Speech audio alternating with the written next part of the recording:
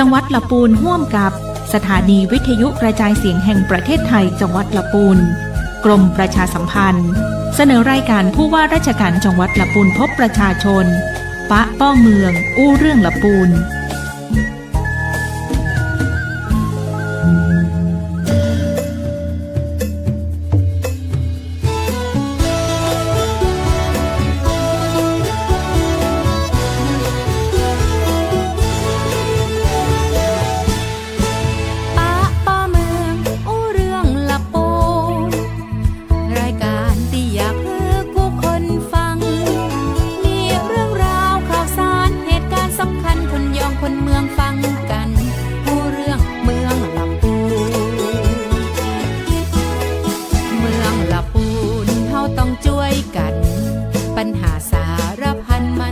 หมดสิ้นไปปีน้องผู้คนห่วมใจแต่งเมืองละปูนฮือยิ่งใหญ่ตลอดกาลมีทุกฮ้อนหารือส่งเสียงผู้ว่าจะอยู่เคียงจะช่วยแก้ปัญหากำคึดดีๆหากท่านมีช่วยบอกมาผ่านรายการนี้นาปะป้อเมืองอู้เรื่องละปูป้อเมืองอู้เรื่องลำปูป้าป้อเมืองอู้เรื่องลำปูป้าป้อเมืองอู้เรื่องลำปูนะเจ้า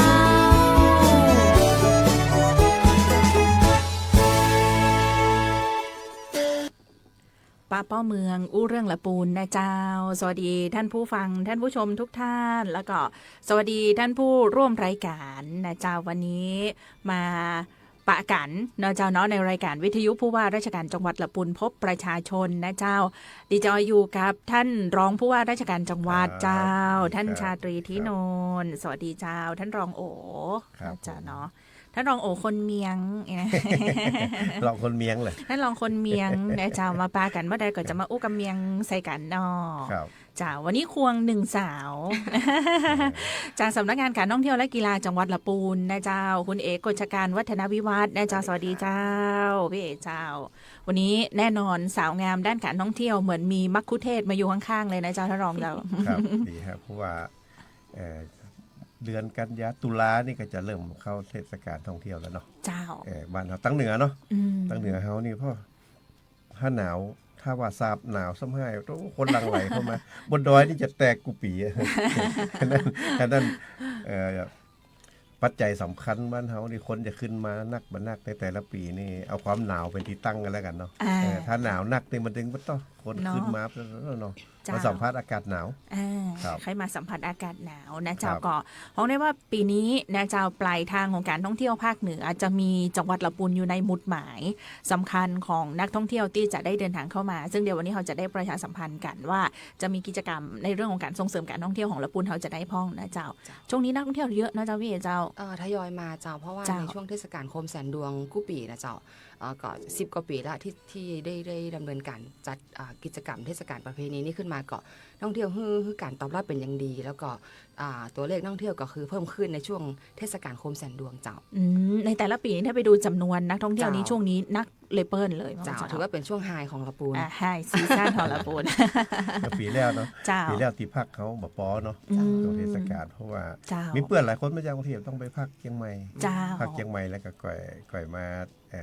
แอวบ้านเฮานะครับเพราะว่าที่พักบ้านเฮาบ่ปอนะครับก็ดีเป็นนิมิตหมายที่ดีเนาะแต่ถ้าเปิ้นเดียวเฮาก็มีของดีละปูนมีเปลอะเนาะค่อยออกมาอวดพี่น้องเจ้าบ้านเดียวเปิดกันทยอยกันมาติ๊กๆเจ้าละปูนเมืองบุญหลวงแห่งล้านนาเนาะมีเรื่องราวที่เกี่ยวเนื่องกับการขับเคลื่อนเมืองละปูนใน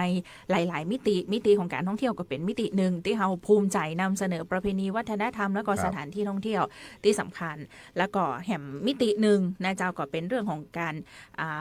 แก้ไขปัญหาพัฒนาเมืองนะเจ้าของละปูนเฮาก็ถือว่ามีความเข้มแข็งในหลายๆเรื่องนะเจ้าหลายต่อหลายสัปดาห์ที่ได้อู้กับท่านรองในรายการผู้ว่าราชการจังหวัดละปูนพบประชาชนเนี่ยก็จะเห็นว่ามีการขับเคลื่อนนโยบายสำคัญของรัฐบาลแล้วก็นโยบายสำคัญตามยุทธศาสตร์การพัฒนาเมืองของละปูนเฮาเข้มข้นในทุกๆเรื่องนะเจ้าท่านรองเจ้าก็ต้องควบคู่กันไปนะฮะเจ้าตีคนตีเปิ่นปอ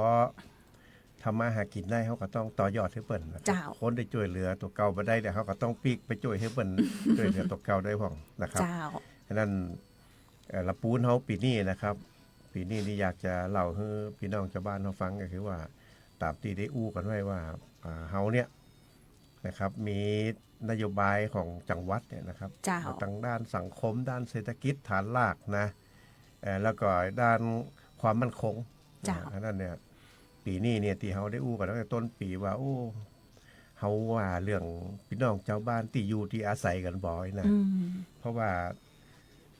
การกินกันอยู่บ้านเฮานี่บ่ห่วงตัวใดอ่ะเพราะว่าบ้านเฮามันถึงสิอดตายดีเจเอาไว้ตื่นมาไปที่หัวบ้านก็ถึงเก็บผักมาแกงได้ละนะปะเลอะของปลูกลูกฝังบ้านเฮาปะเลอะเข้าเฮาก็ถึงพอมีกินอยู่นะทีนี้การกินการอยู่นี่เฮาบ่พอห่วงนะครับเฮาห่วงเรื่องการทำมาหาใจเนาะทำมาหาเก็บกินนี่เฮาถึงมีกินนะแต่เฮาอย่าหาใจจะได้อันที่เฮาแปลงมาจ้างเนาะ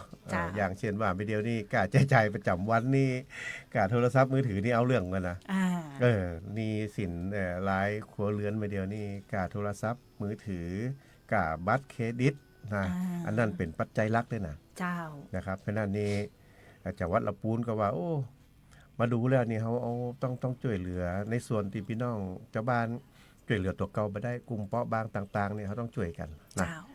ก็ได้อู้กันตั้งแต่ต้นปีว่าที่อยู่อาศัยเนาะของพี่น้องลำพูนเขาเนี่ยน่าเป็นห่วงนะปัจจัย4ปัจจัย4เพราะว่ามันตีอยู่บ่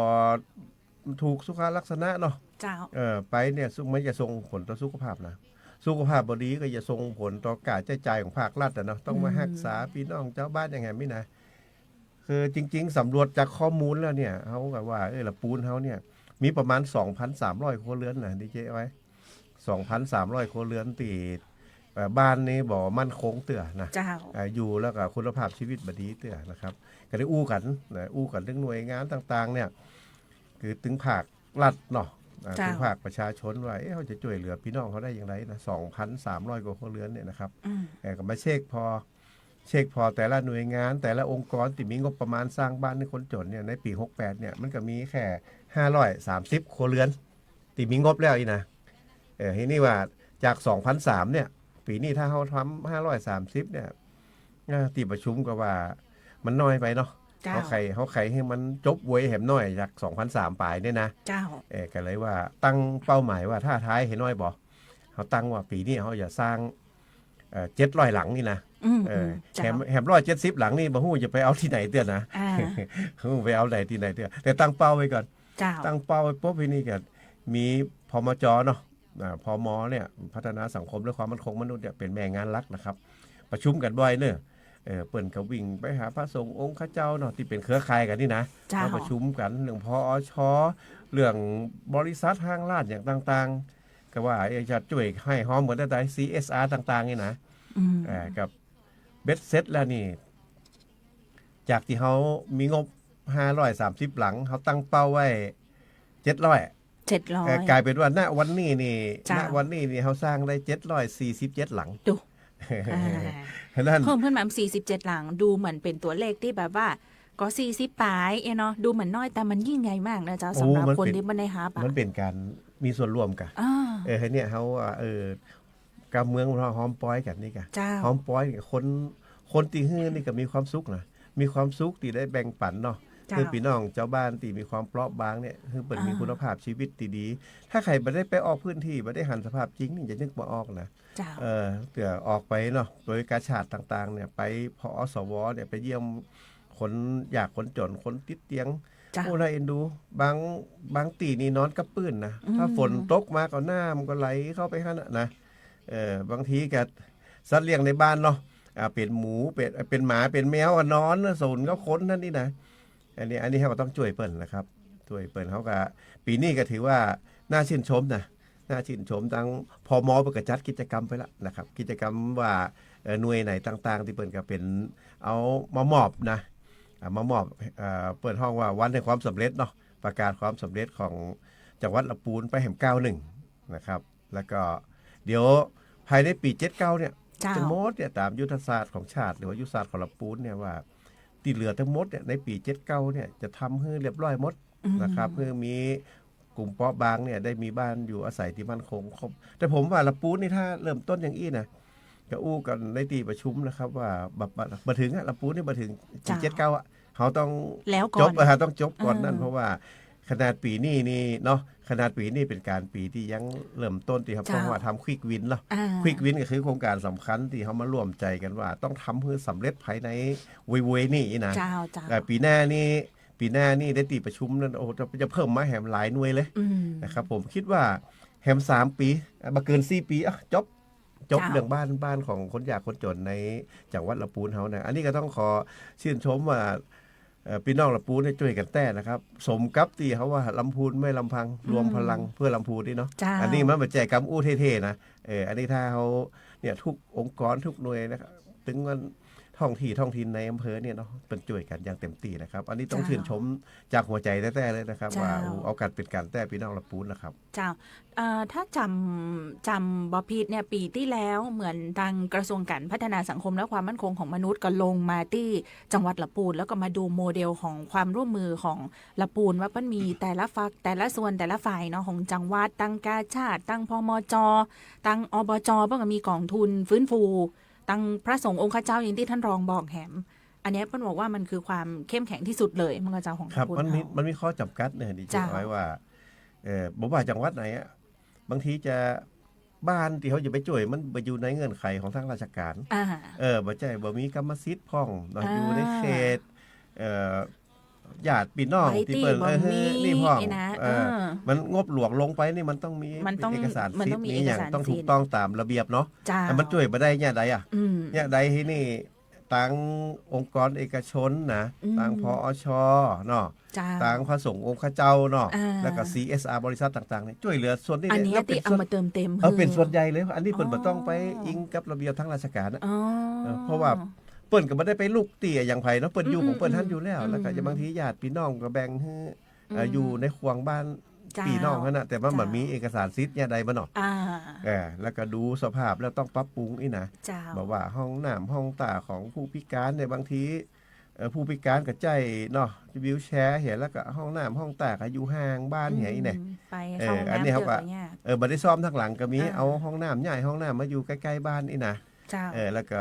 การออกแบบการก่อสร้างนี่ก็ให้ผู้พิการในอย่างต่างเนี่ยเปิ่นไปได้สะดวกขึ้นนี่นะครับอันนี้ก็ตอนประชุมนะก็หลายส่วนมันก็ว่าโอ้อันนี้ยึดเป็นตัวแบบอย่างได้เลยนะโดยเฉพาะพอชที่เนาะเปิ่นก็มีหน้าที่เรื่องมูนี่โดยตรงคิดว่าปีหน้าเปิ่นมาเพิ่มแหมอย่างน้อยแหม200หลังนี่นะประมาณนะอย่างน้อยนะอย่างน้อยเพิ่มจากของเก่านะประมาณ200หลังดีบดีเนี่ยทะลุปูปังไปเป็น500 600 700บนแหมนะพระสงฆ์องค์ข้าเจ้าบ้านเฮานะตามวัดตามอย่างตะกี้นั่นเนาะอู้กับท่านรองเจ้าคณะจังหวัดนะเพราะว่าท่านเจ้าคณะจังหวัดก็ช่วยเต็มที่เลยนะครับก็เพิ่มขึ้นเรื่อยๆแล้วนะโอ้ทุกวัดทุกอำเภอช่วยกันมาเติมเต็มที่นะอย่างที่ผมว่าตะกี้นะอย่างทางราชการเนี่ยมันเข้ามาถึงเนาะมันผิดมันบ่ได้เข้าตามกฎเกณฑ์ตามระเบียบมันก็ช่วยมาได้เนาะแม่นละเอามาเติมกันเอาอีนะครับเจ้าเนี่ยอันนี้บางทีท่านผู้ฟังอาจจะบ่เข้าใจว่าระเบียบของทางราชการเวลาจะเอาสตางค์ไปช่วยทำอย่างเนี้ยมันต้องมีเอกสารสิทธิ์มันต้องถูกต้องที่ไปที่มาแต่ยังว่าเนาะคนบ้านเฮาบางทีอยู่กับบ่มีใบพ่องยังพ่องเนี่ยนะเจ้าอย่างที่ท่านรองว่าตรงนี้ก็เติมเต็มกันนะเจ้าถือว่าประสบความสำเร็จได้ด้วยดีนะเจ้า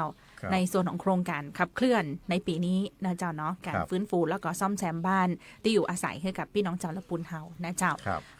ก่อนหน้าเจ้าท่านรองเจ้าเคยมีท่านผู้ฟังทางสวทเนี่ยนะเพิ่นบอกว่าเปิดวิทยุฟังสวทแล้วก็ได้ยินโครงการที่ต่างจังหวัดเนี่ยเขาไปช่วยซ่อมแซมแปลงบ้านอย่างฮืออีนะเจ้าแล้วก็วันนึงเพิ่งเคยปิกมาแอลหาที่สวทน้ำหูน้ำตาไหลเลยปราบปลื้มใจว่าเนี่ยคือเปิ้ลน่ะบ่มีกำลังในการที่จะซ่อมแซมหรือว่าแปลง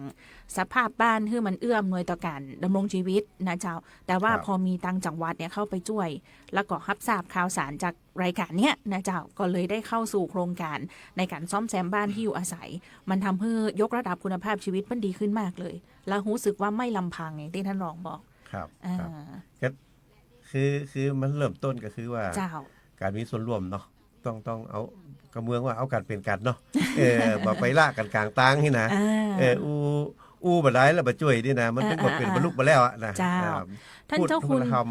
ท่านเจ้าคุณพระเทพรัตนนายกเฮาเนี่ยท่านบอกว่าคนเฮาอ่ะเมตตาอย่างเดียวก็คือเมตตาเห็นใจเนาะแต่ถ้าการุณาก็คือ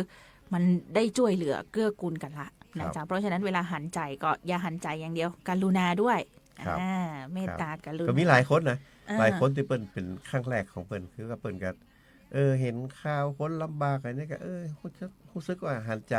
ก็ยังดีเจว่านะหันใจเนี่ยเปิ้นก็ยังบ่ได้ไปช่วยเป็นแต่เป็นว่าเนี่ยถ้าเปิ้นเริ่มเนาะเปิ้นเริ่มลงเงินมาช่วยนี่เนาะแล้วเปิ้นอยากรู้สึกมีความสุขเนาะมีความสุขแล้วก็ต่อไปเปิ้นก็จะทำนักขึ้นคือบางคนเปิ้นก็ถึงแล้วเนาะถึงว่าเศรษฐกิจเปิ้นก็ถึงละนี่นะความสุขเปิ้นก็พอมีสมควรละเปิ้นก็อยากบางเจ้าเปิ้นก็อยากจะแบ่งปันแต่บ่ฮู้จะเริ่มจังไดไปแบ่งปันให้ไผแบ่งปันอย่างใดนี่นะอันนี้ก็บางคนเปิ้นก็บ่ใช่ว่าไปแบ่งบ้านให้เป็นหลังนะมี300 500 1,000 2,000 5,000 10,000 20,000ก็หอมกันเดี๋ยวเฮาก็เปาะกันก็ไปซ่อมเป็นอย่างไปอย่างอีครับเจ้าบ้านนึงช่วยกันเติมมีประตูหน้าต่างอย่างที่มันได้ใจอันนี้เปิ้นก็เอามาหอมกันครับส่วนใหญ่ไก่แห้งอย่างนี้มื้อนี้บ่ได้ใจอ่ะไก่แห้งก็คือพี่น้องเจ้าบ้านเนาะท้องถิ่นเนาะผู้ใหญ่บ้านกำนันนายกอบตอย่างต่างๆมันก็ต้องช่วยกันในเรื่องไก่แห้งมื้อนี้นะครับเนาะความสุขใจของผู้ที่ได้ให้แล้วก็โดยเฉพาะอย่างยิ่งผู้ที่ได้ร่วมขับเคลื่อนเนี่ยมันสุขนะจ๊ะสุขจนบ่ฮู้จะอู้จะเอ่ยออกมาอย่างใดนี่ถ้าท่านผู้ชมเห็นรอยยิ้มแล้วก็แววตาของท่านรองตอนออกอาการเดี๋ยวนี้นะปราบปลื้มอิ่มเอมใจเนาะท่านรองเนาะแต่ว่าท่านไปโครงการมอบบ้านสรุปโครงการนี้มาเหมือนกันนะจ๊ะครับแม่นครับก็นั่นก็คนโบราณบอกว่ามนุษย์ก็มีบรรดาศักดิ์ของมนุษย์เทวดาก็มีบรรดาศักดิ์ของเทวดาแต่บรรดาศักดิ์เหนือบรรดาศักดิ์อื่นใดคือบรรดาศักดิ์ที่ได้ช่วยเหลือเพื่อนมนุษย์ด้วยกันอันนี้คือมันอิ่มเอมในใจเนาะมนุษย์บ่ใช่กินบริโภคอาหารร่างกายอย่างเดียวเนาะมันต้องบริโภคอาหารฝ่ายจิตวิญญาณเนาะฝ่ายความรู้สึกนึกคิดที่มีความสุขโดยมันถึงจะเป็นสุขเนาะมันต้องประเดียวกันถึงความคิดเนาะจิตวิญญาณแล้วก็ร่างกายต้องไปด้วยกันนะครับมีความสุขลึกๆอิตนานจากในใจนั่นมันออกมาจากข้างในออกมาจากอินเนอร์ออกมาจากข้างในนะจ๊ะก็ท่านผู้ฟังเสียงแล้วก็แม่นท่านรองท่านนี้ก็ที่ว่าจะเกษียณอายุราชการพวกวันทือนี่แล้วนะแม่นแล้วท่านผู้ฟังเนี่ยน่าเสียดายที่ดีจอยว่าเนี่ยท่านบอกท่านคือเม็ดฝุ่นเนาะที่ผ่านห่วงของอากาศไปนะเจ้าแต่จริงๆท่านคือเม็ดฝุ่นที่เป็นเพชรเม็ดงามๆเม็ดนึงที่เป็นฟันเฟืองสำคัญในการขับเคลื่อนหลายๆงานเป็นส่วนหนึ่งแต่อันน่ะดิเจเอาไว้เจ้าเป็นส่วนหนึ่งแต่อันในฟันเฟืองหลายๆฟันเฟืองก็ยังเวลาไปอู้ก็บอกให้ดูนาฬิกานะดูหน้าปัดเนี่ยดูเข็มชั่วโมงเข็มนาทีเข็มวินาทีนี่เขาอ่านออกปุ๊บมันดูแล้วมันง่ายแต่ถ้าแกะตั้งปืนนาฬิกาพอเนี่ยมันจะมีฟันเฟืองยุบจับอันใดเป็นอันใดบ่ฮู้ถ้า1รู้นี่เข็มก็บ่เดินแล้วนะเนาะบ่ได้แล้วฉะนั้นเบื้องหลังของความสำเร็จแต่ละอย่างเนี่ยมันมีฟันเฟืองน้อยๆเต็มไปหมดอ่ะแต่เฮามาพอเข็มชั่วโมงนี่มันพอง่ายเฮาพอหน้าปัดมันแต่ว่ามูที่อยู่ตั้งหลังเนี่ยเปรียบเสมือนว่างานชิ้นหนึ่งมันจะจบได้เนี่ยโอ้ยมันต้องหน้าที่ไผหน้าที่มันเนาะช่วยกันเต็มที่มันถึงจะจบอีน่ะมันบ่ได้ขึ้นกับไผคนใดคนหนึ่งอ่ะขึ้นเป็นหมู่เนาะเจ้าแต่ก็ช่วงที่ผ่านมาท่านรองก็ต้องเรียนว่าเป็นสปอตไลท์อาจจะเป็นเข็มนาฬิกาเข็มสั้นเข็มยาวที่อยู่หน้าปัดแต่หลังจากวันที่30กันยาเป็นต้นไปอาจจะย้ายตัวเก่าเปลี่ยนโหมดไปอยู่ด้านหลังนะเจ้าของเรือนนาฬิกาไปเป็นฟันเฟืองด้านหลังไม่ได้อยู่เปิดบ่คืออยู่หน้าปัดแล้วเพิ่นให้หลบไปอยู่ข้างหลังนี่นะแต่ว่าได้ไปไหนหรอกแต่ก็เชื่อว่าท่านรองจะเป็นกำลังสำคัญในการช่วยเหลือพี่น้องบ้านเฮาต่อไปนะเจ้าเนี่ยกับเชียงใหม่ละปูนเชียงใหม่ใกล้กันกำเดียวแล้วก็ยังมีแฮงที่จะถ้าเห็นว่ามีประโยชน์กับเอิ้นมาก็จะมาช่วยกันคิดช่วยกันอ่านต่อไปมีแฮงอยู่พอมีแฮงอยู่โอ้ยแฮงเยอะยังออกกำลังกายได้สบายเลยแล้วเจ้าเนาะรักษาสุขภาพนะเจ้าท่านรองเจ้าจริงๆก่อนนี้เนี่ยท่านรองก็ได้ร่วมกับทางจังหวัดลำพูนพี่เอตัวนี้แหละเนาะสำนักงานการท่องเที่ยวและกีฬาตัวที่ว่าเปิ้นร่วมกันขับเคลื่อนในเรื่องของการทำเครื่องหมายนะจ๊ะสินค้าจังหวัดลำพูนเนาะลำพูนแบรนด์ที่ว่าติดแบรนด์คือสินค้าผลิตภัณฑ์ต่างๆของลำพูนเฮาว่าก็เจ้าครับเพราะว่าลำพูนแบรนด์นี่มันจริงๆมันเป็นแบรนด์นี่มันเกิดมาหลายปีแล้วเนาะแต่ก่อนนี้ ทางรัฐบาลมันก็ว่าพี่น้องเจ้าบ้านเฮาผลิตของเนาะอยู่ในครัวเรือนพ่องกลุ่มเล็กกลุ่มน้อยพ่องจะไปสร้างแบรนด์เป็นของตัวเก่านี่มันลำบากเหนื่อยนะก็นี่ว่าเอาเนี่ยตั้งเป็นแบรนด์เนาะตั้งเป็นแบรนด์ของจังหวัดมานะครับแล้วก็ประกอบด้วยส่วนหลายๆส่วนนะที่ต้องไปมีมาตรฐานเด้อมีมาตรฐานใครจะได้ติดแบรนด์ลำพูนนี่ต้องผ่านเกณฑ์นะทั้งท่องเที่ยวและกีฬาตัวพาณิชย์เรื่องนี้พาณิชย์เปลี่ยนแม่งานเด้อพาณิชย์เปลี่ยนแม่งานแต่ว่าท่องเที่ยวกีฬาอย่างนี้เนี่ยก็ต้องเป็นกรรมการร่วมกันถึงหมอถึงเกษตรถึงพัฒนาชุมชนนะต้องไปดูว่าถ้าใครจะทำเป็นเรื่องของอาหารนี่มันอันแรกคือต้องมีอย.อย.ก่อนถ้าใครจะทำเรื่องเสื้อผ้าเรื่องของใจต่างๆเนี่ยต้องมีมผช.ของอุตสาหกรรมมผช.นี่คือเป็นมาตรฐานของมาตรฐานอุตสาหกรรมของอุตสาหกรรมผลิตภัณฑ์ชุมชนมาตรฐานผลิตภัณฑ์ชุมชนนะครับเพราะฉะนั้นถ้ามอกกับมาตรฐานอุตสาหกรรมเนาะอันนั้นก็เป็นแห่งแบบหนึ่งอันนี้เขาจะเอามาตรฐานอุตสาหกรรมมาจับกับงานของพี่น้องชาวบ้านด้วยกับได้เปิดห้องของมผช.นะมาตรฐานผลิตภัณฑ์ชุมชนนี่ก็กระจุยกันนะครับโอ้วันนั้นก็ได้พี่นะกันไปหลายเรื่องเพราะกรรมการเนี่ยต้องลงไปดูถึงตีเลยนะเจ้าลงไปดูถึงตีเลยว่าผลิตภัณฑ์เนี่ยมันผ่านเกณฑ์ก่อยนะวันนั้นประชุมกันละการรับรองกันไปแล้วเดี๋ยวเครื่องพี่เราบรรยากาศในการประชุมวันนั้นก็ว่ากันเป็นแต่เป็นว่าก็ว่าเนี่ยเล่นมาได้นะพี่ลองเล่าฟังแล้วก็จะบอกว่าเป็นแต่เป็นว่าเจ้าท่านรองพี่อ้อยเพราะว่าจริงๆแล้วมันเป็นการส่งเสริมชุมชนส่งเสริมผู้ประกอบการให้มีรายได้แล้วก็เป็นการต่อยอดสู่การพัฒนาคือสู่ความยั่งยืนโดยเจ้าท่านรองเพราะว่าผู้ประกอบการก็จะมีการพัฒนาตัวเก่าพัฒนาแบรนด์ตัวเก่าพัฒนาสินค้าตัวเก่าให้ออกไปสู่ออกไปสู่คนซื้อเนาะเจ้าหรือว่าความต้องการของลูกค้าแล้วก็จะมีการพัฒนาต่อยอดไปถึงภายในประเทศหรือส่งออกโดยก็จะเป็นการสร้างรายได้ให้กับผู้ประกอบการภายในจังหวัดนะเจ้าค่ะแล้ววันท่านก็คือจะมีผลิตภัณฑ์จะมีทั้งหมด3ประเภทด้วยกันก็จะเป็นอาหารนะเจ้าเป็นสมุนไพรเป็นอาหารแล้วก็จะเป็นพวกเสื้อผ้าเงี้ยค่ะของใช้เจ้า3ประเภทด้วยกัน31รายการด้วยกันเจ้าแม่นครับโอ้ก็แต่ละประเภทนี่จะมีเจ้าภาพลงไปดูนะอย่างอาหารเนาะอย่างอาหารนี่ท่านสภาสามิตจังหวัดกรุณาเป็นหัวหน้าทีมลงไปดูเลยนะลงไปดูเราไปเจออย่างอาหารนี่เรื่องอย่างที่ว่าอย.เรื่องแหล่งผลิตเนี่ยนะแล้วก็ความอร่อยเนี่ยมันต้องมีเกณฑ์100 คะแนน100 คะแนนส่วนใหญ่ก็ได้90 ปลายหมดวันเฮานะที่มันบัดได้100นี่เขา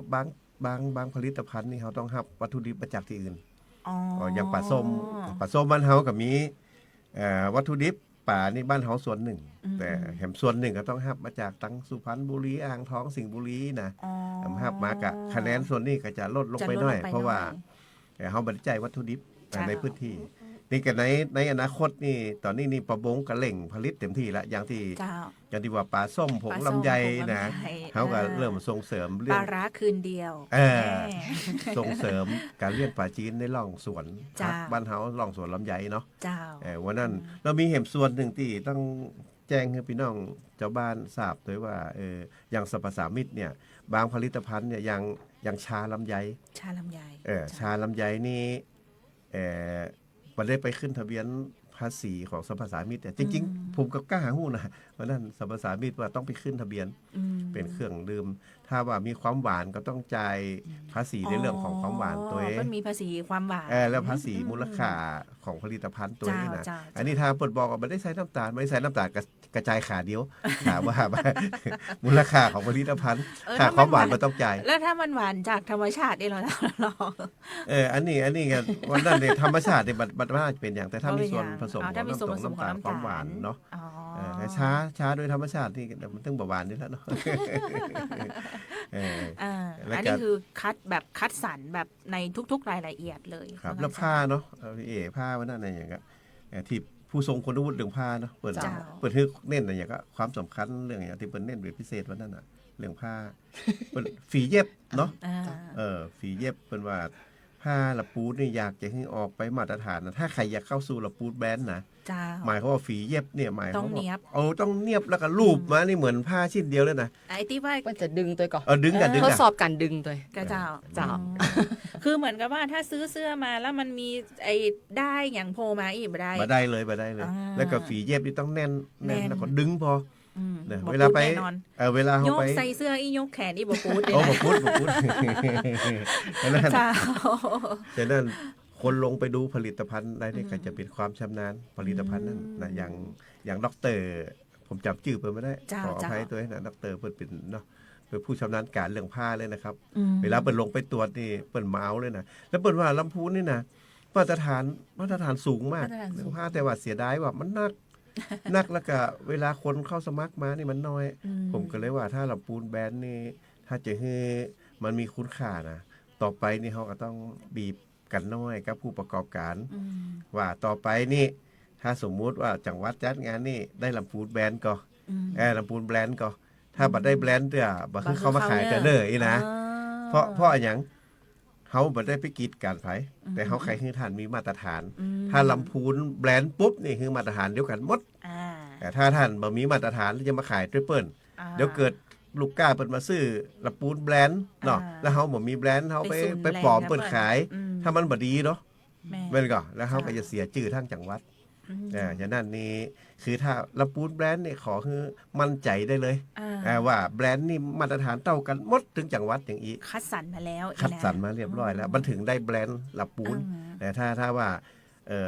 เนี่ยไปเลยบ่มีมาตรฐานอย่างอีต่อไปนี่ใครก็บ่มั่นใจในแบรนด์เฮาเนาะแล้วการพิจารณาการเฮอเครื่องหมายลำพูนแบรนด์อย่างอาจารย์ถ้าเราเนาะเพิ่นมีโควต้าก็หรือเพิ่นมีกำหนดก็ว่าปีนี้จะออกคือได้กี่เจ้าอย่างเงี้ยมาเลยถ้าท่านพร้อมมาเลยถ้าท่านพร้อมเพื่อประเมินนี่มาได้หมดเลยมาเลยสมัครมาเลยสมัครมาเลยอยากเข้าลำพูนแบรนด์นี่นะเจ้าลำพูนแบรนด์และกรรมการก็จะจัดชุดลงไปดูถึงสถานที่ผลิตเลยถ้าอย่างนั้นนะเอาวิดีโอไว้ครับส่วนราชการอย่างต่างๆที่องค์ประกอบลงไปนี่นะถ้าว่าแจ้งมาปุ๊บถึงหมอถึงอันอย่างนั้นเป็นลงไปถ้าเป็นเกี่ยวกับอาหารสมุนไพรพวกนี้นะลงไปดูแล้วก็มูติตกกับปัจจุบันละนะมูตกนี่คือตกเรื่องอย่างพ่องไปจ่อยกันวันนั้นเปิดผลิตอันอย่างมาก็พี่เอ๋อันอย่างก็ที่เปิดบ่มีสถานที่ผลิตนะน้ำพริกหนุ่มไหมกะก็อย่างก็น่าจะน้ำพริกหนุ่มก็จะที่ว่าเปิดไปจ้างผลิตน้ำพริกหนุ่มเนาะเปิดมาแล้วก็เปิดมาได้อยเตือเพราะว่าสถานที่ผลิตเปิดมาได้มาตรฐานแต่เปิดสู้นะเปิดก็จะลงทุนเองทีนี้เขาก็ต้องไปแนะนำเปิดตั้งแต่แปลงอย่างใดนี่ราชการนี่ซ้อหาเงินทุนเพื่อแถมต่างหากนี่ถ้าเปิดถ้าเปิดทุนเปิดปอเขาก็ต้องหาแหล่งเงินทุนราคาถูกคือเปิดกระดอกถูกๆเนาะแนะนำกันได้หมดนะเจ้าช่วยถ้าช่วยก็บอกคือที่ประชุมแล้วว่าถ้าช่วยคนนี่อย่าไปช่วยเกินๆกลางๆเลยช่วยให้มันสุดตังเนาะช่วยให้มันสุดตังแล้วก็มันจะได้ฮู้กันที่มันช่วยได้เพราะอันอย่างช่วยบ่ได้เพราะอันอย่างมันติดอย่างมันจะได้ฮู้กันแต่ถ้าเฮาเอากันไปละกลางตังนี่มันพิสูจน์บ่ได้ว่าเนาะเพราะว่าเฮาบ่ได้ทำเป็นสุดทางอ่ะเนาะแต่ถ้าอย่างอันนี้หลายคนกะตอนนี้เปิ้นบ่ต้องไปยุ่งก็เปิ้นละยังโอท็อปอีนะเปิ้นถึงขั้นส่งออกคนเดียวได้ละเฮาก็มาปั้นหมู่ใหม่แล้วเปิ้นยินดีด้วยเปิ้นที่เปิ้นได้ถึงระดับส่งออกอย่างแล้วอีนะยินดีตัวแต่ว่าไอ้หมู่ที่เอาตัวบ่รอดเนี่ยก็ยังเปรียบเทียบคือเขาหันว่าเหมือนเฮาส่งเสริมนักเรียนเนี่ยว่านั่นก็ไปเป็นประธานในเรื่องของการศึกษาก็ว่าเฮาเนี่ยวิดีโอนี้ส่งเสริมนี่แต่ละคนนี่โลไว้นักเรียนอย่างยากจนแต่เรียนดีแต่ยากจนแล้วไอ้หมู่ที่เรียนบ่ดีแล้วมันจนตัวนี้เฮาล่าบ่สิได้นะถ้าแต่ละคนไปเอาเลือกเอาก็เรียนดีแต่ยากจนเนี่ยก็จะโลไปหั่นหมดไอ้หมู่ที่เรียนบ่ดีแล้วก็ยากจนตัวเหมือนกันนี่ละเขาบ่สิได้นะเขาจะแหมน้อยคุณภาพชีวิตเขาจะบ่ดีแล้วเป็นพี่น้องจะเป็นปัญหาสังคมแน่นะเป็นปัญหาสังคมแน่ฉะนั้นเฮาต้องบ่ละหมู่ผลิตภัณฑ์ก็เหมือนกันที่เปิดไปบ่ได้แต่ต้องช่วยกันตุ้มช่วยกันหามเอาจนว่าเปิดดูตัวของเปิดได้นะถ้าจะอีกแล้วเขาก็มาซอเอาหมู่ที่ว่าช่วยเหลือตัวเก่าบ่ได้ขึ้นไปแหมไอ้หมู่ที่เปิดช่วยเหลือตัวเก่าไปแล้วเขาก็มีแหมเขาก็มีแหมไอ้แหมบทบาทนึงที่จะช่วยคือเจริญขึ้นไปแหมอย่างนี้นะครับเหมือนท่านรองเคยบอกมาเสมอว่าแต่ละคนจะมีดีคนละอย่างคือแตกต่างกันจะคือคนทำสวนลำไยไปเย็บผ้าเนี่ยมันก็บ่ได้มันบ่ได้เก่งด้านไหนมันฝืนบ่ได้เปิ้นว่า เปิดพรสวรรค์เนาะ เจ้า พรสวรรค์มันกระทุ้งว่าพรสวรรค์มันสู้พรแสวงมาได้นะ เนาะแต่ว่าถ้ามีพรสวรรค์เป็นพืชแล้วเนาะและก็แสวงตัวนี้มันก็จะไปได้ดีนะครับก็ยังมูนะครับผมว่าโอ้หลายคนว่าปีนี้จะตัดต้นลำไยเนี่ยผมว่าอย่าไปฟังตัดเตือเนาะบ้านเฮานี่เก่งเรื่องลำไยนี่นะให้นั่นเขาก็ต้องหาว่าผลผลิตออกมาเนี่ยเขาจะไปทางใดเดี๋ยววันหลังนี่พาณิชย์จะมาอู้คือเห็นว่าอินโดนี่ตอนนี้เพิ่มโควต้าขึ้นมาแหมเต่าหนึ่งนะปีหน้านะเดี๋ยววันหน้าท่านพาณิชย์มาจะขอโฟนอินไปหาท่านรองได้กันที่ปรึกษาพิเศษสำนักงานพาณิชย์ลำพูนเนี่ยแล้วก็พรบลำไยอย่างกระพานให้ไปฟังตัดเตือนเลยจะไปตัดแต่งหลัวขายเตือนเลยเห็นน้อยมันฟิกกระปุกเลยมันใช้เวลาหลายปีนะแม่นพรบลำไยนี่เปิ้ลจะมีบอร์ดใหญ่เนาะมีคณะกรรมการยุทธศาสตร์ลำไยโดยมีนายกรัฐมนตรีเป็นประธานเลยนะวันหน้าวันลุนนี่คือเปิ้ลดูลำไยตั้งแต่ต้นน้ำกลางน้ำปลายน้ำเป็นกฎหมายผลไม้ชนิดแรกของประเทศไทยเลยนะเจ้าใช่ธรรมดานะลำไยละปูนเฮานี่นะขนาดออกเป็นพรบได้เนี่ยมันจะธรรมดาใช่ไม่ใช่ธรรมดานะว่ายังทุเรียนน่ะเนาะคนฮิตไปมีกฎหมายทุเรียนเลยเนาะท่านรองเนาะพรบทุเรียนเนี่ยก็ไม่มีนะเจ้าเล่าสู่กันฟังวันนี้อู้กันม่วนนะเจ้าท่านรองชาตรีที่นนท์นะเจ้ารองผู้ว่าราชการจังหวัดลำพูนนะเจ้าแถมอยู่กับเฮาเมื่อกี้วันไปหน้านี่เห็นละในตำแหน่งรองผู้ว่าแต่ก็จะอยู่กับเฮาในฐานะพี่โอต่อไป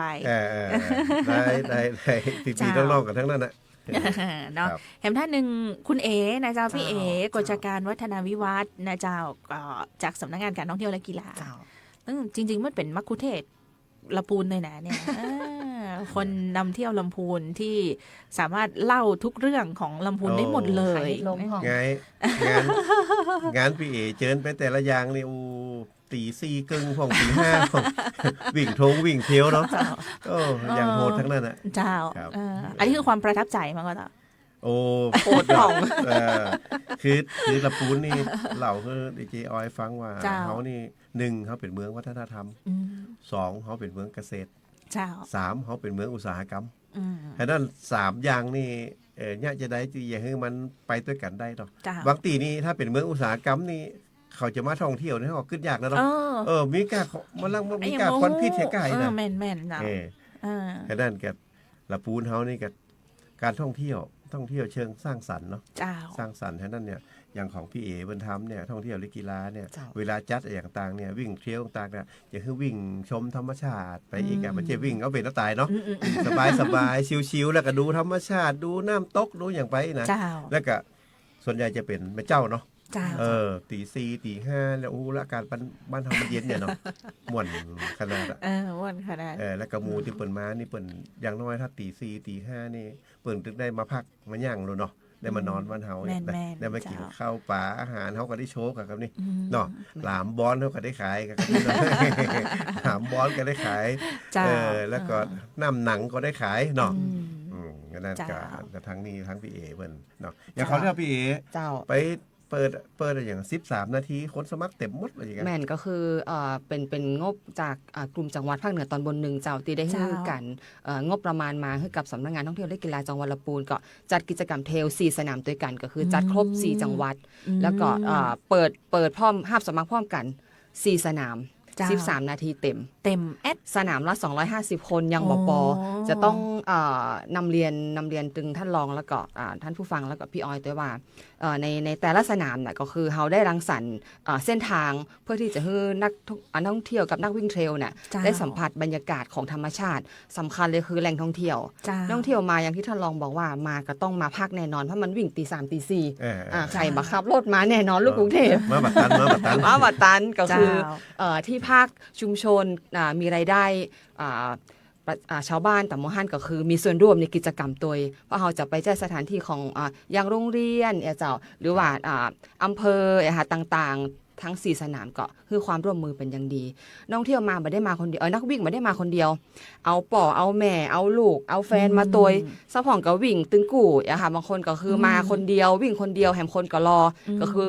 ได้ที่พักได้ที่กินได้ที่แอลแล้วก็ซื้อครัวปิกบ้านตัวมาเป็นกลุ่มเพื่อนแม่นเจ้าแล้วก็คือเว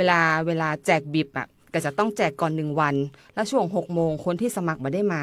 แล้วก็คือจะมีนักวิ่งที่เปิ้นบ่ได้บิบสมัครบ่ตันมารอคือนักขนาด มารอบีบที่จะต้องแจกที่เหลือค่ะก็คือเปิ้นตั้งใจมารอลูกกรุงเทพก็มารอไอ้ค่ะบ่ได้ก็คือจะวิ่งอ่ะ ใครหล่นเจ้าเนาะก็นี่เป็นการส่งเสริมการท่องเที่ยวป้าท้องว่าท่องเที่ยวและกีฬานี่มันคู่กันอยู่แล้วนะตามชื่อเป็นว่าเนาะสปอร์ตฟอร์ทัวริซึมแล้วก็มาเขาก็ได้ขายสินค้าผลิตภัณฑ์คือคนเวลาไปที่ไหนก็จะซ่อหาของดีตามรีวิวเนาะอย่างมาละปูนต้องไปกินไอ้หยังจริงๆละปูนตอนนี้ผลิตภัณฑ์เด่นๆเฮามีโดดเด่นหลายผลิตภัณฑ์แต่ล่าสุดนี้เห็นท่านรองไปดูผลิตภัณฑ์ที่เกี่ยวกับผึ้งเมื่อก่อนเจ้าผึ้งน้อยตัวหนึ่งนี้แต่ว่าเขาก็มาแสดงผลิตภัณฑ์แต่ว่านี่ตีสารกลางนะห้องประชุมของเกษตรสหกรณ์จังหวัดเนี่ยได้งบประมาณของกลุ่มจังหวัดภาคเหนือตอนบนหนึ่งมานะครับก็ยังมีตั้งแม่ฮ่องสอนนะเชียงใหม่ลำปางลำพูนเนาะ4 จังหวัดเลยมั้งเจ้าครับ4 จังหวัดแต่ว่านี่ลำปางกับแม่ฮ่องสอนมาได้มามีของลำพูนเชียงใหม่ไก่ด้วยเนาะไก่แต่ว่าเปิดก็ได้รับการพัฒนาเนี่ยผมโครงการนี่มันต่อเนื่องนะผมได้ไปเปิดโครงการที่เชียงใหม่เนี่ยเนาะเพราะว่ามันเป็นโครงการหน้ามูเนาะ4 จังหวัดก่อนก็ไปอบรมกับที่เชียงใหม่เป็น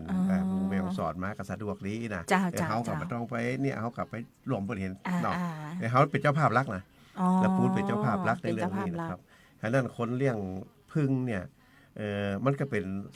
ป็นสัตว์เศรษฐกิจเนาะตีสร้างรายได้ให้พี่น้องชาวบ้านแล้วก็นี่ถ้าเขาบ่อบรมบ่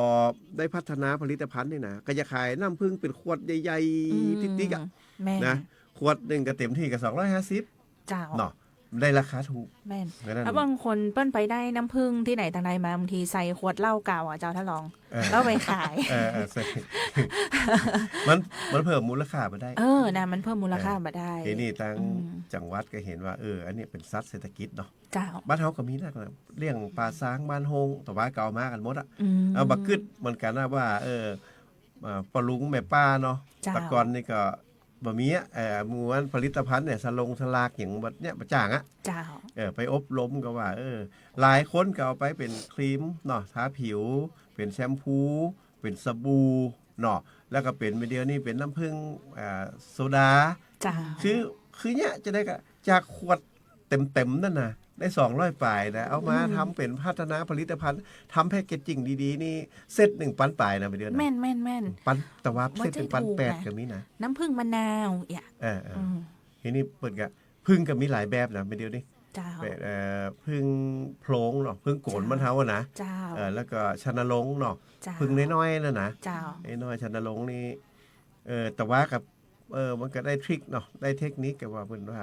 ชนลงเนี่ยถ้าเอาไปเลี้ยงที่ไหนนี่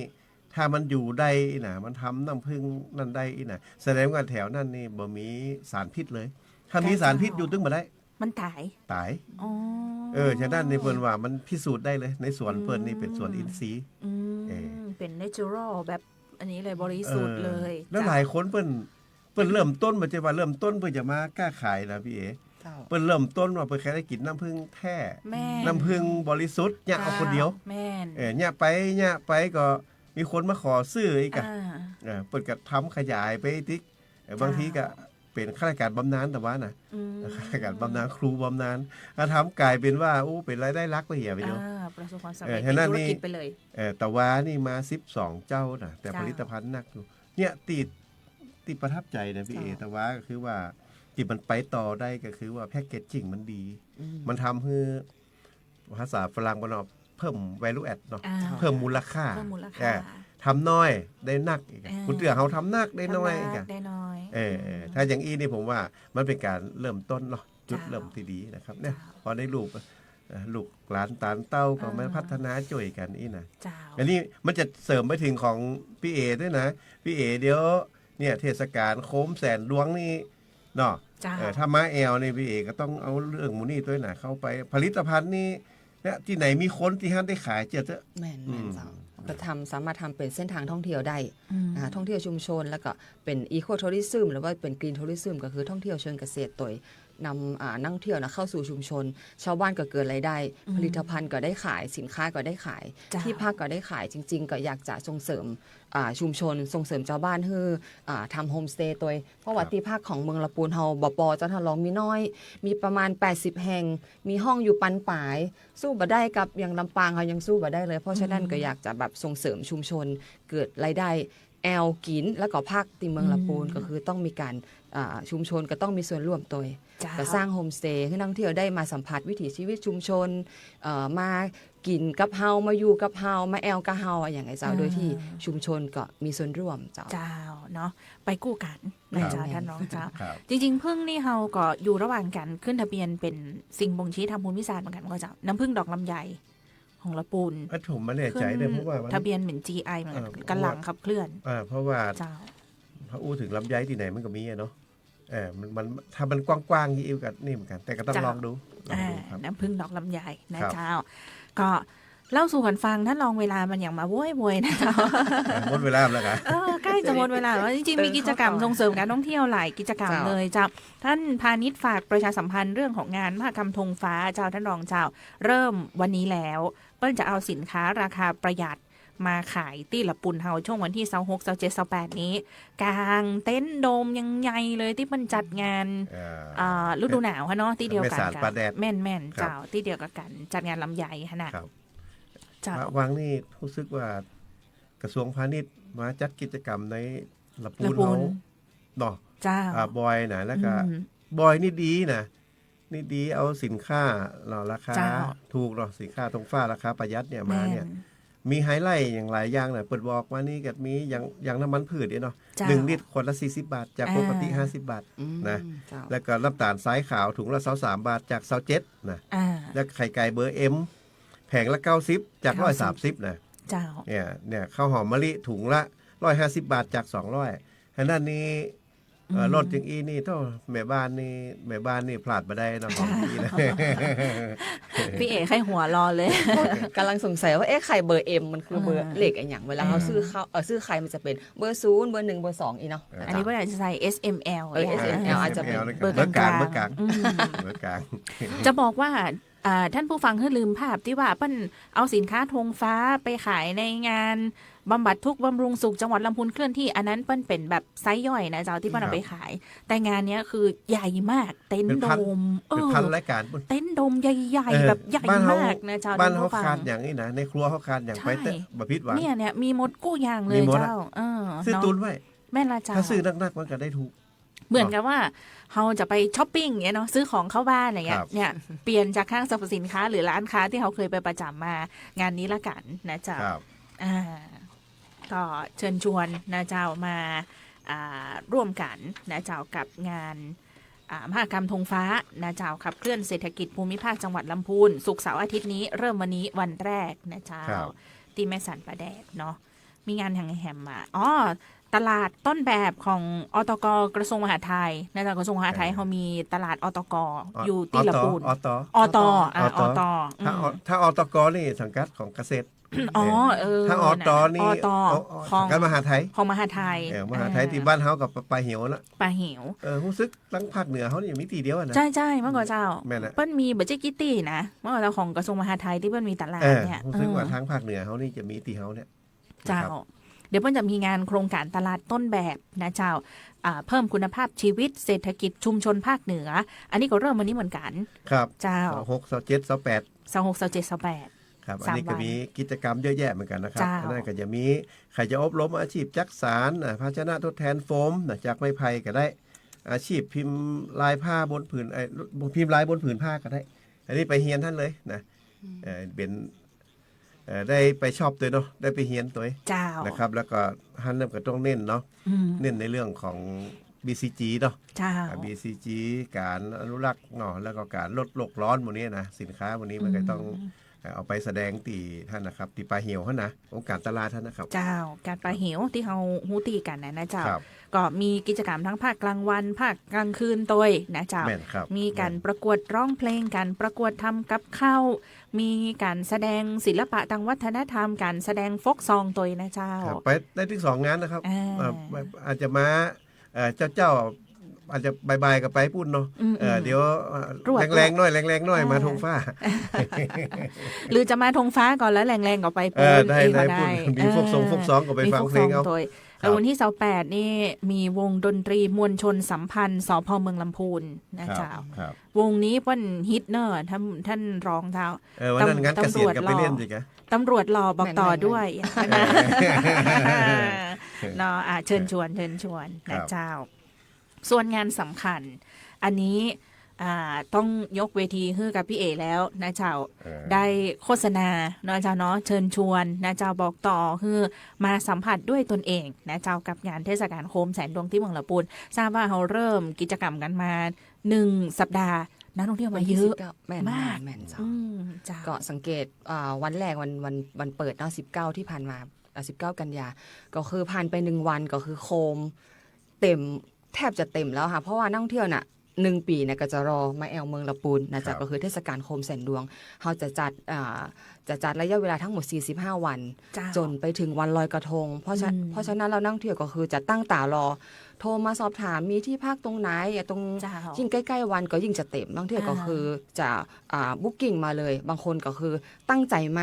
าแอล2 วัน 3 วันแล้วก็ไปเชียงใหม่ก็คือเมืองละปูนประเด็นนี้เป็นเมืองจุดหมายปลายทางของนักท่องเที่ยวแล้วนะในช่วงเทศกาลโคมแสนดวงแล้วก็ที่พักแถวๆนี้รอบๆเมืองละปูนก็คือเต็มจ้ะ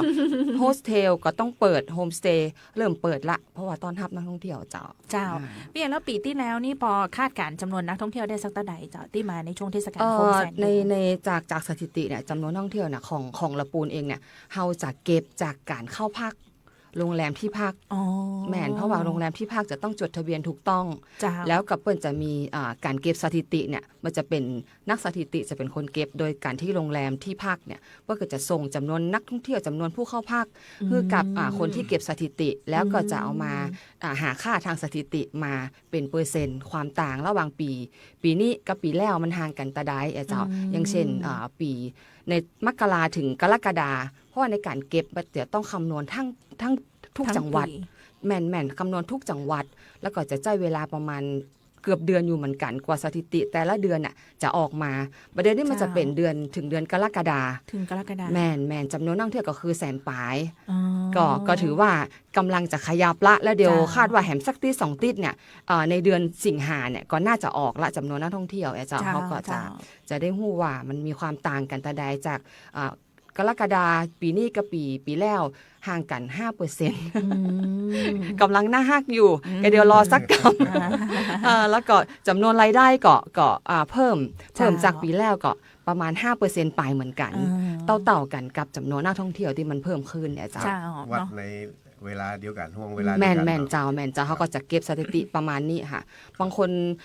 แต่เขาเห็นด้วยสายตาว่านักท่องเที่ยวมานักเนี่ยแต่เนี่ยเขาต้องขอนำเรียนว่าเขาไม่ได้ไปเก็บจำนวนนักท่องเที่ยวที่เดินทางมาแอวภายในวัดแต่ว่าเขาก็จะวัดจากการขายโคมจากการจำหน่ายโคมของทางวัดแล้วก็ของทางเทศบาลเมืองละปูนเจ้า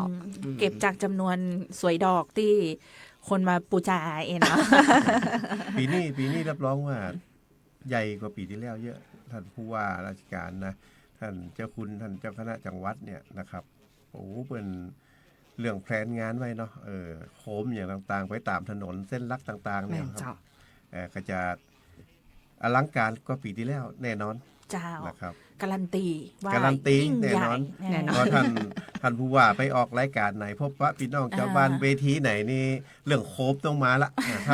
ถ้าท่านผู้ว่าขึ้นเวทีนี่เรื่องโคมต้องมาละนะเพราะว่าปีนี้ได้ท่านได้เตรียมการเป็นอย่างดีเลยถ้าท่านนั่งหัวโต๊ะเองนะครับเรื่องโคมในท่านนั่งหัวโต๊ะเองตลอดเจ้าเนาะแล้วก็ได้รับความร่วมมือจากหลายส่วนนี้ปีนี้จะเป็นปีแรกที่จะมีขบวนแห่โคมจากแต่ละอำเภอแม่ละเจ้าที่จะเข้ามาในช่วงของการจัดงานจะเป็นในส่วนของทางสำนักงานท่องเที่ยวและกีฬาจังหวัดละปูนก็คือจะดูแลในส่วนนี้อยู่แล้วก็จะมีเป็นเส้นทางโคมเป็นอุโมงค์โคมอยู่ในส่วนของสำนักงานท่องเที่ยวเนี่ยเขาก็จะรับผิดชอบในส่วนของเส้นข้างวัดพระธาตุโรงเรียนเมธีอัฐารสเนาะนะจ๊ะอัฐารสแล้วก็เลาะกำแพงเลี้ยวซ้ายเลาะกำแพงไปแหมเส้นหนึ่งก็คือจะเป็นถนนรถแก้วข้างร้านกาแฟเทิงเพิ่นเฮาจ้ะแล้วก็ทะลุไปจนถึงเส้นของวัดมหาวันไปเติงไปตึกตีหันนะจ๊ะวัดมหาวันแล้วก็ แหมหนึ่งกิจกรรมก็คือขบวนแห่โคม8อำเภอเจ้าก็จะได้รับความร่วมมือจากทั้ง8อำเภอส่งตุลาเมื่อก่อนแม่นจะ24ตุลาก็จะเป็นขบวนแห่จากโคมของ8อำเภอก็จะมีมวลชนมีเจ้าบ้านมีชุมชนมาเดินขบวนตัวเจ้าค่ะยิ่งใหญ่เนาะเปิดฤดูกาลท่องเที่ยวนะเจ้าแล้วล่ะตอนนี้นะที่ละปูนเฮานะเจ้าแล้วก็เห็นว่าตะกี้พี่เอบอกว่าตรงถนนรถแก้วก็จะมีกิจกรรมเมื่อก่อนเจ้าส่งเสริมการท่องเที่ยวเริ่มสัปดาห์นี้แล้วเหมือนกันก็หาเมื่อก่อนเจ้าที่เป็นตลาดถนนสายวัฒนธรรมนี่จะเป็นในส่วนของสำนักงานวัฒนธรรมสำนักงานวัฒนธรรมเจ้าก็จะมีโครงการตลาดวัฒนธรรมถนนสายวัฒนธรรมย่านเมืองเก่าควงพันปีถนนรถแก้วนะเจ้าก็จะ15เตื่อนะเจ้าติดเป็นติดเสาร์อาทิตย์ค่ะ15ครั้ง15สัปดาห์นะเจ้า15สัปดาห์15ทีมคือจะจัดช่วงศุกร์เสาร์อาทิตย์เจ้าศุกร์เสาร์อาทิตย์เดี๋ยวเริ่มวันศุกร์นี้แล้วเจ้าดีฮะได้มาแล้วก็คือมันยาวๆอย่างนี้ดีเพื่อจะได้แพลนนักท่องเที่ยวจะได้แพลนได้ว่ามาช่วงนี้จะเจออย่างนี้เนาะครับนวงนักท่องเที่ยวอยู่ละปูนเมินอายุเมินมากินมาใจแล้วมาเนาะพักบ้านเฮาเมินเจ้านะครับเมืองบุญเนาะจะได้มีความสุขประเด็นในการพักของนักท่องเที่ยวเนี่ยนักขึ้นในช่วงเทศกาลโคมแสนดวงจากตะกอนเนี่ยมาแวะนะจะไหว้พระธาตุแล้วก็ไปเชียงใหม่สมพรกับปิกจากเชียงไฮ้เชียงใหม่มาแวะละปูแล้วก็ไปปิกกรุงเทพจะเป็นประมาณนี้เดี๋ยวนี้พฤติกรรมเปลี่ยนไปช่วงเทศกาลโคมแสนดวงนักท่องเที่ยวจะมาพักอย่างต่ำก็คือ2คืนก็คือเป็นเหมือนจุดหมายปลายทางละนะเจ้าไม่ใช่ตั้งผ่านแล้วเนาะไม่ใช่ตั้งผ่านแล้วเจ้าว่าใช่เป็น destination เนาะแม่นเจ้าเป็นจุดหมายปลายทางละนอนลำพูน1คืนอายุยืน1ปีเนาะวันๆเจ้าต้องชวนท่านรองนอนลำพูนต่อแหมหลายๆคืนนะเจ้าจากเกษียณอายุราชการถึงมาเรื่อยๆฮะมาเรื่อยๆเจ้าหมูไม่ใช่นักเจ้าหมูนักเจ้าท่านรองเจ้าและแล้วเวลาก็เดินทางมาถึงช่วงท้ายรายการคงจะได้ขอเวลาในช่วงท้ายนี้ท่านรองได้กล่าวความรู้สึกนะเจ้าเนาะในโอกาสของการเกษียณอายุราชการในวันที่30กันยายนที่จะถึงนี้นะเจ้าเนาะท่านอยากจะฝากอย่างถึงหน่วยงานไหนฝากอย่างถึงพี่น้องเจ้าละปูนเฮานะเจ้าที่ได้ร่วมแหงร่วมใจกันตลอดระยะเวลาของการขับเคลื่อนงานร่วมกันมาพ่องนะเจ้าเดี๋ยวอยากจะให้เวลาช่วงนี้คือท่านได้กล่าวอย่างสักน้อยเจ้าครับยังก็มาเรื่องงานเกษียณเลยรู้สึกแบบเป็นอย่างผมจริงๆว่าอยากจะถึงอารมณ์นี่แหละว่าค่อยชอบความผมไม่ได้มีความรู้สึกว่าผมนะผมไม่ได้มีความรู้สึกว่าผมเกษียณอย่างนั้นนะเพราะว่าผมเองผมเกษียณไม่ใช่เวลาราชการเปิดตึก60กับยุทธเนาะแต่เฮานี่ผมคิดว่าผมก็ทำงานต่อไปในภาคของประชาชนภาคของผู้สนับสนุนเนาะอย่างเอี้ยนะครับแต่การมาอยู่ละปูนนี่1ปีก็ผมคิดว่าผมได้ประสบการณ์จากพี่น้องละปูนได้รับความเมตตาเนาะจากทุกภาคส่วนนะครับโดยเฉพาะในเรื่องของภาคของวัดของว้าเนาะพระสงฆ์พระเจ้าและหน่วยงานราชการต่างๆนะครับเฮากึดอย่างนี้เฮาไม่ได้เดินคนเดียวเนาะถ้าเดินคนเดียวนี่ไปได้เว้ยนะแต่ไปบักไก่แต่ถ้าจะเดินไปไกลๆต้องไปเป็นมูเนาะต้องไปเป็นทีมอย่างพี่น้องเจ้าละปูนเฮานี่นะครับสิ่งที่ผมอยากจะฝากไว้ก็คือว่าในส่วนรายการต่างๆที่เฮาได้เริ่มต้นมาดีเนี่ยขอให้มีความต่อเนื่องเนาะใครกระจ่างเตอะนะราชการเนี่ยมาแล้วก็ไปแต่พี่น้องเจ้าละปูนเฮาเนี่ยจะอยู่นี่ตลอดเนาะฉะนั้นนี่ถ้าเฮาวางระบบงานดีๆนะครับเฮาบ่ยึดติดตัวบุคคลเนาะเอาระบบงานว่าวางแผนงานดีๆยุทธศาสตร์ดีๆแล้วก็เดินไปตามนั่นใครมาต่อเขาก็เดินไปตามนั่นถ้ามันเปลี่ยนแนวทางที่ดีเนาะเปิดห้องว่าถ้าฝรั่งมันเขาว่า continue เนาะมีความต่อเนื่องอย่างเงี้ยเขาก็ทำให้ไปสุดเป็นเรื่องแล้วก็มาสรุปว่าพี่น้องเจ้าบ้านมีความสุขเพิ่มขึ้นก็พี่น้องเจ้าบ้านขาดอย่างแหมกอยนะเขาก็มาเติมไปกำน้อยเดี๋ยวมันก็จะเรื่องเล็กๆเดี๋ยวมันก็เป็นเรื่องใหญ่เนาะฉะนั้นเนี่ยเขาบ่ต้องกึดใหญ่จนว่าจะต้องแล้วบัดนิดบัดเดียวก็สั่งสมความสำเร็จเล็กๆน้อยๆไปแล้วก็มีความสุขรวมกันนะผมคิดว่าอย่างนี้เนี่ยจะเป็นความยั่งยืนของพี่น้องเจ้าบ้านละปูนเฮานะครับอันนี้ก็ฝากไว้ว่าความต่อเนื่องและก็การลงไม้ลงมือเนาะเป็นสิ่งที่สำคัญนะครับบ้านเฮามีปราชญ์ชุมชนนักนี่ละรวบรวมองค์ความรู้กันแล้วก็ช่วยกันไปนะให้มันถูกทิศถูกทางช่วยกันตุ้มช่วยกันอุ้มไปเดียวมันก็ตึงดี สังคมนะครับเจ้าก็อย่างที่ท่านรองบอกคงบ่ได้หนีหายไปไหนเพียงแค่หลบไปอยู่ข้างทางเนาะน้ำมันหมดจอดข้างทางก่อนแล้วหมูน้องๆดีน้ำมันเต็มถังอยู่กับครับเขาแซงไปก่อนน้ำมันหมดละจอดข้างทางก่อนก้อยๆเดินเรียบๆข้างทางไปโดยการนะเจ้าเนาะแค่เปลี่ยนบทบาทหน้าที่นะเจ้าแต่ว่าก็ยังคงจะได้ขับเคลื่อนงานเพื่อสังคมในแห่งมิติหนึ่งนะเจ้าจริงๆหมู่เฮาเจ้าละปูนี้ต้องขอบพระคุณนะเจ้าท่านรองชาตรีที่นนท์นะเจ้าที่ท่านมาอยู่กับหมู่เฮาเพียง1 ปีแต่ว่าท่านก็เป็นฟันเฟืองสำคัญอย่างที่บอกว่าได้ช่วยขับเคลื่อนงานของจังหวัดละปูนในหลายมิติเลยนะเจ้าถ้าจะอู้ถึงงานของท่านรองที่ท่านพยายามขับเคลื่อนตลอดระยะเวลามาเนี่ยโอ้เวลาแทบจะบ่พอละเนาะอู้มาตลอดเลยเรื่องของบุหรี่ไฟฟ้าอย่างต่างๆอาหารปลอดภัยรอบรั้วโรงเรียนนะเจ้าเรื่องของผลิตภัณฑ์ชุมชนลงหาพี่น้องชาวบ้านไปมาหมดกุฏิกุตางแล้วอย่างนี้นะเจ้าเนาะไป